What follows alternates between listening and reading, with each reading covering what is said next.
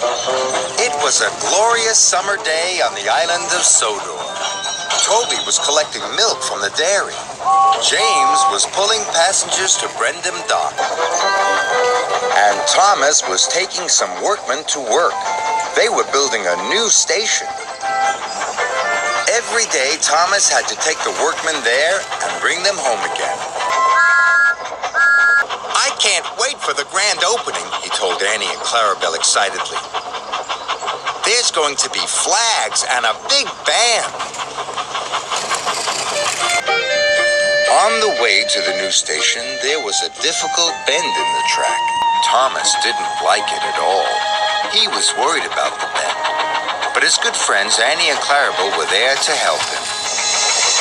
"Slow down," they sang out. "Slow down and puff with care." So Thomas did slow down, and he puffed with care. "Thank you," Thomas puffed to Annie and Clarabelle. "I couldn't have done it without you."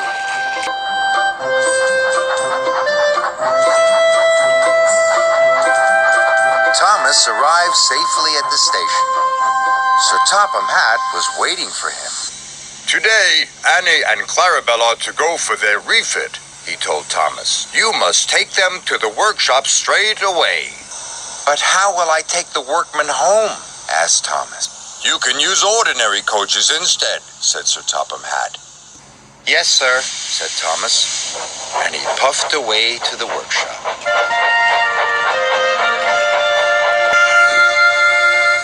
Thomas said goodbye to Annie and Clarabelle.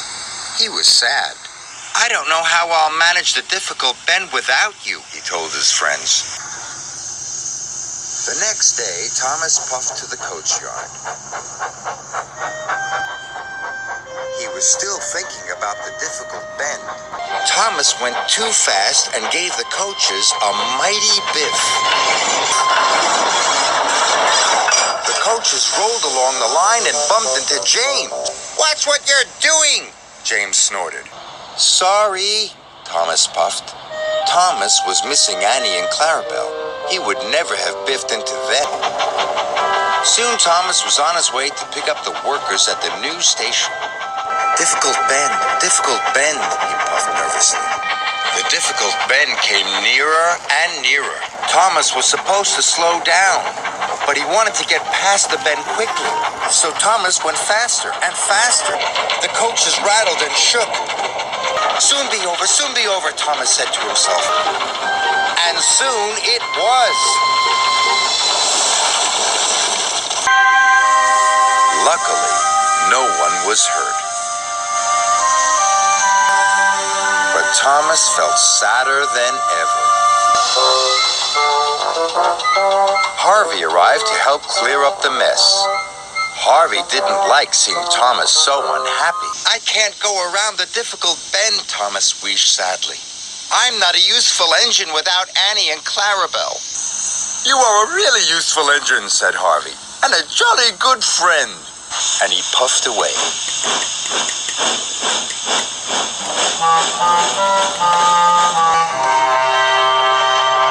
Thomas trundled slowly back to Tidmouth Sheds. He was very sad. He wanted to be back with Annie and Clarabelle. Suddenly, Thomas saw a line of troublesome trucks rushing towards him. They had come uncoupled from Edgewood. "Cinders and ashes!" cried Thomas. "The troublesome trucks are heading for the new station, and they're going too fast. I must warn the station master."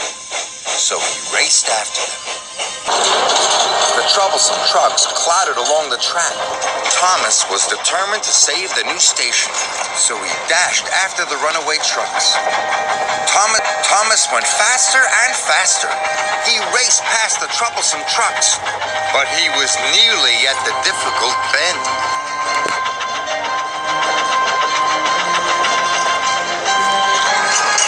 Thomas wanted to go fast, but he knew he couldn't. "Slow down," said Thomas to himself. "Slow down and puff with care." Thomas applied his brakes, slowed down, and puffed very carefully. He made it all around the difficult bend, all by himself. "I've done it," he tooted. But so did the runaway trucks. Thomas puffed as fast as he could. And he raced into the station just in time. "Runaway trucks are coming," he cried. "You must change the points." The signalman quickly changed the points. The troublesome trucks hurtled into a siding. They biffed and bashed the bumpers. But the station was safe. The next day, Thomas was back with Annie and Clarabelle. They were going to the grand opening of the new station. They chuffed along happily together. And when they came to the difficult bend, Thomas slowed down and puffed with care. The difficult bend wasn't difficult anymore.